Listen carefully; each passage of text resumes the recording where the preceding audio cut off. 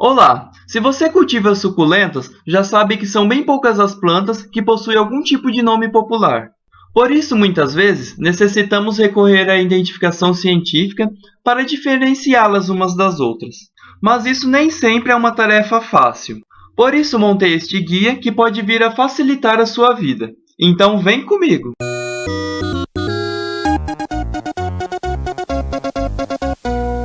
Fala galera, beleza? Tudo bem com vocês?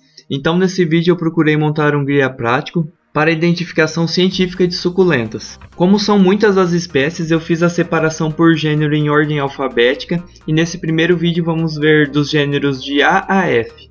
Procurei também trazer uma breve descrição sobre cada gênero e apontar a identificação de espécies mais comuns aqui no cultivo. Então vamos conferir como que ficou o vídeo. O primeiro gênero que venho falar é o Adromiscus. As plantas desse gênero possuem caules muito curtos. As suas folhas normalmente possuem formas triangulares. São folhas grossas e inchadas, muitas vezes apresentando bordas enrugadas. Além disso, as folhas são de uma coloração verde bem variável e às vezes apresentam algumas manchas.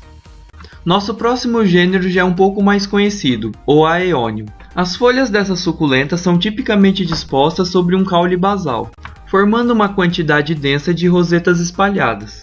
Uma característica que distingue muito bem este gênero são as suas flores, pois essas possuem pétalas livres que são divididas em 6 ou 12 seções.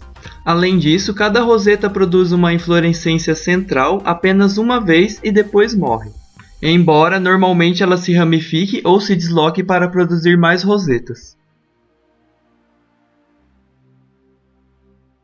As suculentas do gênero Agave são normalmente encontradas como plantas ornamentais. Geralmente são plantas grandes de folhas grossas e carnudas, sendo que a maioria das espécies possuem uma ponta afiada em suas folhas. O tronco robusto é geralmente curto, com suas folhas brotando aparentemente da raiz.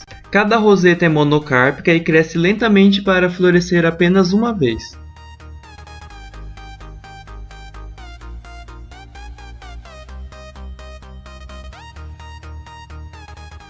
A maioria das espécies do gênero Aloe possuem uma roseta de folhas grandes e grossas. Muitas espécies parecem não ter tronco, com a roseta crescendo diretamente ao nível do solo. Já outras variedades podem ter um caule ramificado ou não, de onde crescem as suas folhas. A sua coloração pode variar desde um cinza escuro a um verde claro, e às vezes podendo apresentar listras ou manchas. E as suas flores são tubulares, densamente agrupadas e pendentes, variando a coloração do amarelo ao vermelho. Nosso próximo gênero então é o Cotyledon. São suculentas que crescem formando geralmente pequenos arbustos, apresentando um caule carnudo e frágil, com a presença de folhas por todo o caule. Um detalhe interessante é que as suas folhas são opostas. Os pares de folhas são orientados 90 graus em relação aos pares precedentes e seguintes. Chegamos então a um gênero bem grande e diversificado, o Crassula. Esse é um gênero bem confuso e muito variado em tamanhos e formas. Normalmente o caule dessa suculenta é levemente carnudo, podendo crescer de forma ascendente ou caída. E assim como o gênero Cotyledon, as suas folhas também são opostas, crescendo um par para cada lado sequencialmente. Além disso, as folhas podem ser cilíndricas, planas ou semi-suculentas.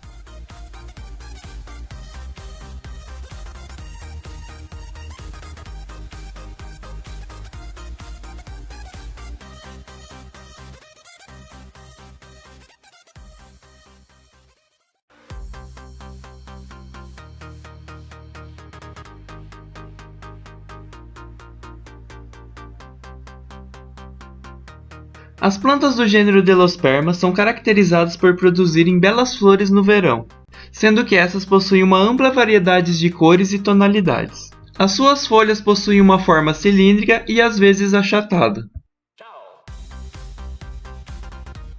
Chegamos então ao gênero que eu acredito que seja o mais famoso entre as suculentas, o da Echeveria. Essas suculentas também são muito conhecidas como rosas de pedra, pois a maioria das espécies apresenta um formato muito parecido com o de uma rosa. Apresentam também uma simetria muito grande entre suas pétalas, o que nos chama bastante atenção. Esse é um gênero com uma ampla variedade de espécies, E além disso, é muito comum no cultivo a presença de espécies híbridas. As suas folhas são carnudas, geralmente largas, e podem apresentar superfície cerosa, aveludada ou pulverulenta. E em muitas espécies as suas bordas podem ficar avermelhadas sob a luz solar intensa. Mas uma das características mais marcantes dessa suculenta é a coloração de suas folhas, que podem variar desde tonalidades mais claras às mais escuras possíveis, sendo por esses e outros motivos que este grupo de suculenta é um dos mais populares no cultivo. Por isso resolvi trazer uma grande quantidade de espécies identificadas, e esse trecho então vai ficar bem mais longo que os demais.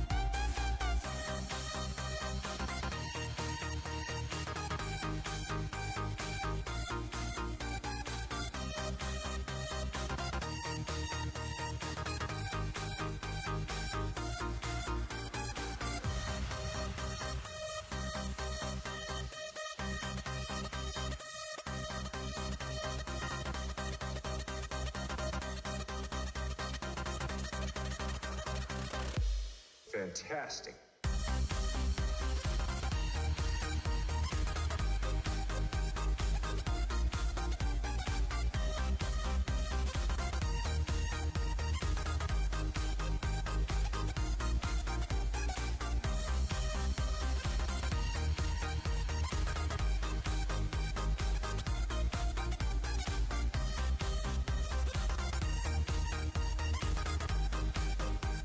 Chegamos então ao gênero Euphorbia. Esse é um gênero muito grande e abrangente, tendo cerca de mais de 2.000 espécies, que variam desde pequenas plantas até grandes árvores. São comumente usadas como plantas ornamentais, devido principalmente às suas belas formas e à sua resistência à seca e ao calor.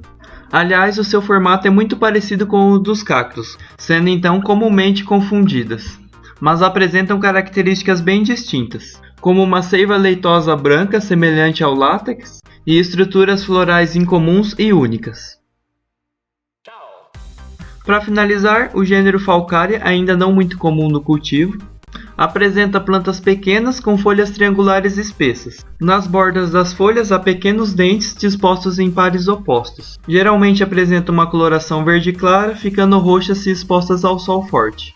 Mas é isso aí, galera. Espero que vocês tenham gostado do vídeo, que possa vir ajudar aí na identificação de suas plantinhas. E se você acha que esse vídeo foi útil, então esteja compartilhando aí nas redes sociais, porque assim você ajuda a divulgar o nosso trabalho, além de ajudar as outras pessoas. E em breve então estarei trazendo a segunda parte do vídeo. Então isso é tudo, galera. Valeu!